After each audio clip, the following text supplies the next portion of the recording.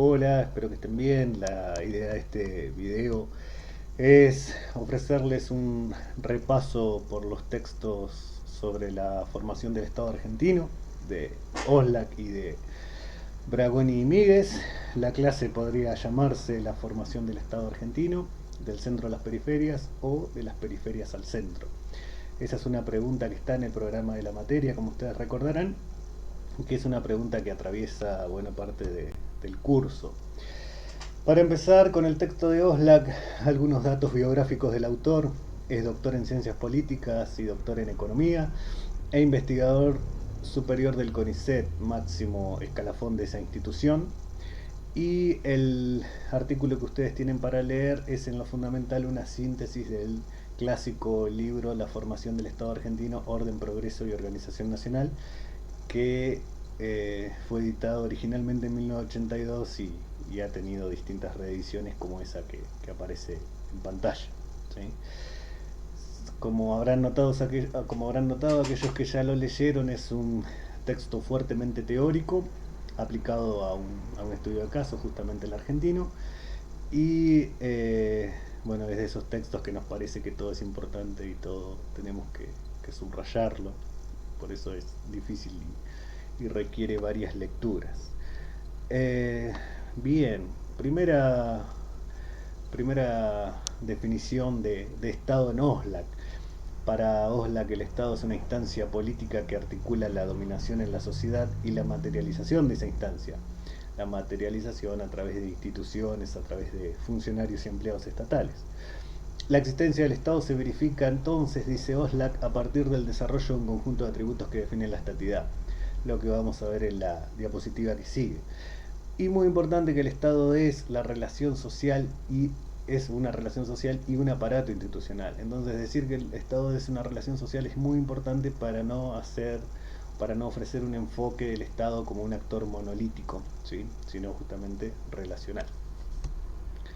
Cuando Oslak dice cuáles son entonces las propiedades de estatidad, está, está pensando en la capacidad de externalizar su poder, es decir, esto tiene que ver directamente con la soberanía y con la capacidad de que otros estados reconozcan ese poder soberano, la capacidad de institucionalizar su autoridad y en este sentido garantizar el monopolio de la coerción. Recordarán de Weber y de las clases de sociología que el monopolio de la coerción es justamente el monopolio de la violencia legítima.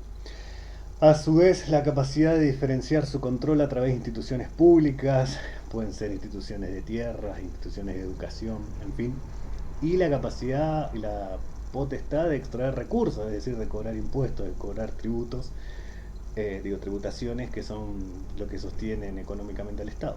Y la capacidad de internalizar una identidad colectiva con control ideológico. En este sentido es que Oslak se refiere a estados nacionales justamente y no a otro tipo de estados. ¿Sí?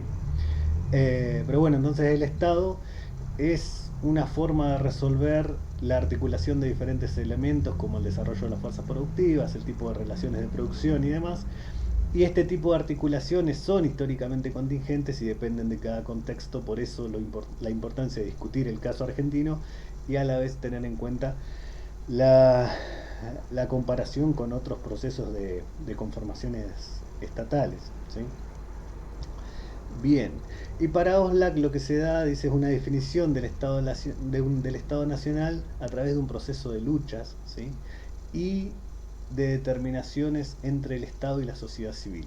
¿Sí? Esto es central en Oslak y es algo que, como vamos a ver, critican Bragón y Míguez en su texto. Ahora seguimos brevemente lo más destacado de algunos de los apartados del artículo de Oslak. Hay un apartado que se llama Nación y Estado. Dice Oslak, la élite porteña intentó evitar la disgregación y buscar el tránsito a un Estado nacional. Él está planteando entonces ahí una especie de recorrido histórico entre el proceso de emancipación nacional y la consolidación del Estado Nación Argentino hacia 1880. Bueno, ¿qué pasó en el medio? Y él dice que durante más de medio siglo la Argentina se basó más en elementos simbólicos que materiales, es decir, no había un mercado interno, no había un mercado articulado, no había obras, no había servicios fundamentales. y que el circuito económico que tenía como eje a Buenos Aires era la salida y ese aislamiento y a los problemas materiales de ese contexto.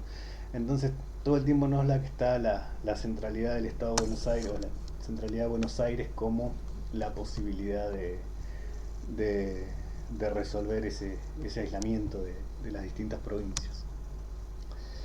Eh, muy importante entonces eso, la centralidad de la elite porteña en el planteo de Oslak, muy similar a los textos de Alperín. Eh, Dice Oslak, ni siquiera perduró el andamiaje institucional colonial. Un ejemplo concreto de eso es la justicia de paz. La justicia de paz fue una institución central durante el periodo de Rosas y el periodo posterior, incluso en los territorios nacionales, y no es una institución de origen colonial español, sino que es de origen británico. ¿Sí? Como para ir pensando también, bueno, cómo mechamos ejemplos concretos que nos permitan comprender Oxlack y además cómo recuperamos la base empírica que proponen textos como el de Sábato que leyeron por estos días. Bien, otro de los apartados, orden y progreso. Dice justamente lo que decíamos antes. Hay una necesidad de condiciones materiales, un mercado interno y relaciones capitalistas. ¿Sí? Y el orden excluía, el orden y el progreso, este famoso lema que en Argentina se tradujo como paz y administración durante el gobierno de Roca. El orden excluía todos aquellos elementos que pudieran obstaculizar el progreso, el avance de la civilización, fueran estos indios o montoneras, a los que se refiere Oslak como rémoras. ¿Sí? Y entonces, para que este orden fuese posible, eran fundamentales cuestiones como la llegada de inversiones extranjeras y de inmigrantes. Por eso el cuadrito de devoto que ustedes tienen en las fichas de cátedra ahí abajo, donde muestra justamente cómo el proceso de conformación y consolidación del Estado es concomitante a la llegada masiva de inmigrantes de Europa y de otras regiones transatlánticas. ¿Sí? Bien, seguimos. En el apartado que él denomina Dominium, dice que la batalla de Pavón fue justamente un quiebre, hay debajo una famosa pintura sobre la batalla de Pavón, y que se inició un proceso de expropiación de competencias de la sociedad civil del ámbito local privado al nacional público, en un proceso justamente que fue gradual y que fue de lucha. Entonces, esto también es muy importante, ¿no? Acá hay una fuerte concentración de funciones y de facultades por parte del Estado, y en este sentido no se da en un proceso lineal y armónico, sino que se da de forma gradual y mediante conflictos importantes. Y una de las formas o uno de los afectados fue justamente la Iglesia, por ejemplo a través de la ley de registro civil. Todas las leyes laicas del periodo justamente le fueron quitando poder a la Iglesia. ¿Sí? Bien, ¿cómo se a través de diferentes modalidades? La modalidad represiva, el avance coercitivo del poder central sobre las provincias y las rebeliones del interior; la modalidad cooptativa, que es justamente las alianzas y los acuerdos con gobiernos y élite del interior. Entonces, para Oslak no todo fue violencia, ¿sí? No todo fue a sangre y fuego, sino que hubo procesos de acuerdo y de negociación, pero siempre parece primar en el texto la guerra y la violencia. Si no, lean el último párrafo del artículo, ahí queda muy claro.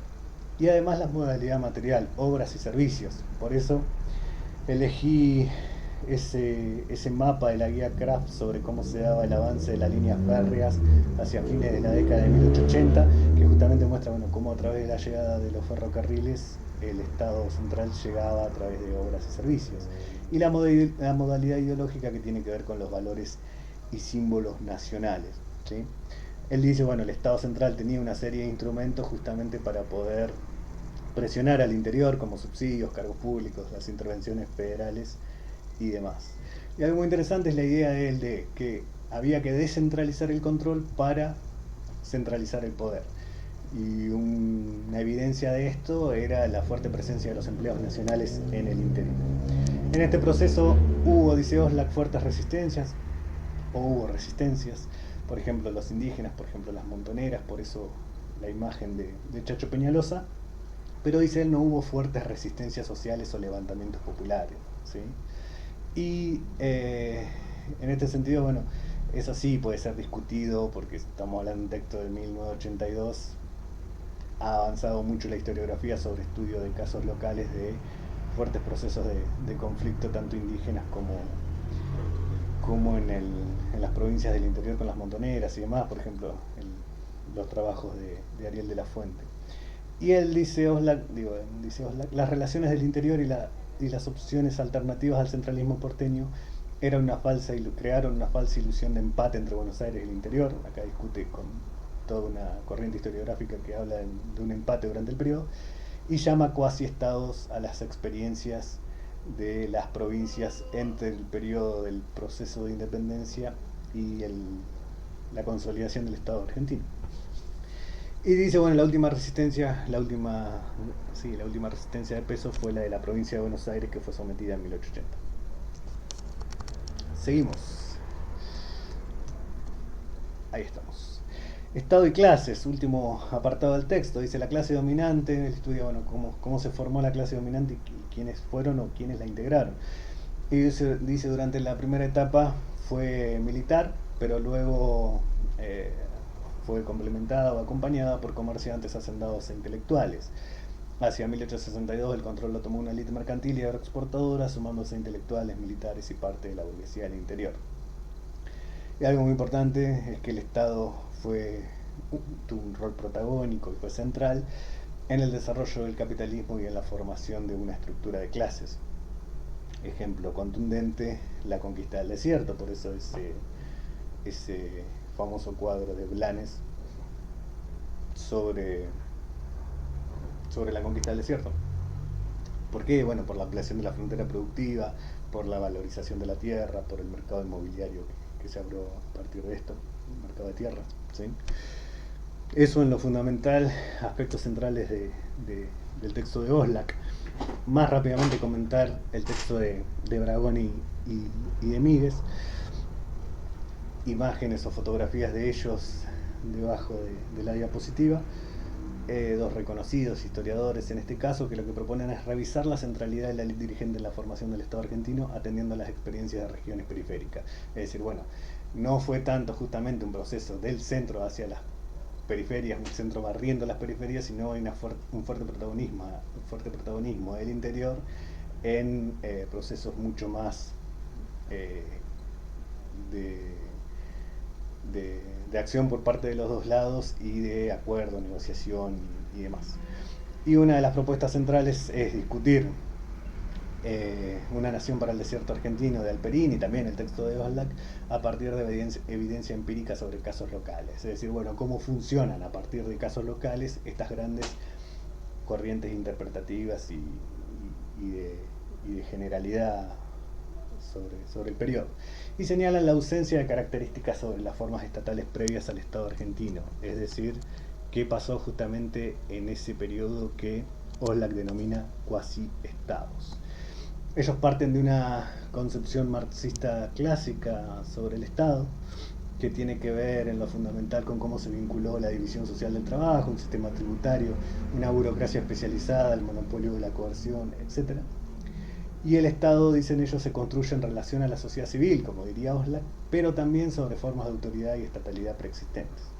Dicen que se mantuvo en las provincias un orden político basado en la subordinación social. En este sentido, estas instancias políticas tuvieron un grado de orden político que debe considerarse. Y el Estado Nacional no fue un nuevo actor que se impuso a la sociedad civil, como plantea la mayor parte del texto de Oslak, sino justamente que se dio a la convergencia conflictiva de formas estatales previas que estaban o que existían en el interior. Y destacan la importancia de la participación política popular y la manifestación política a través de las armas. Bueno, esto está muy claro en el libro de Sábato, porque son fundamentalmente sus aportes sobre la fuerte participación política popular durante la segunda mitad del siglo XIX en libros como La política en las calles o Buenos Aires en armas, ¿sí? Y para terminar, porque me estoy extendiendo demasiado, consideran a 1862 como un momento de quiebre, pero con fuertes continuidades, y planteando que el periodo posterior no fue meramente coercitivo, sino justamente que hubo mucho de consenso. y plantean que los proyectos federales alternativos al de Buenos Aires buscaban restaurar un orden anterior justamente y que estaban condenados a la obsolescencia. En esto parecen compartir más con Osler.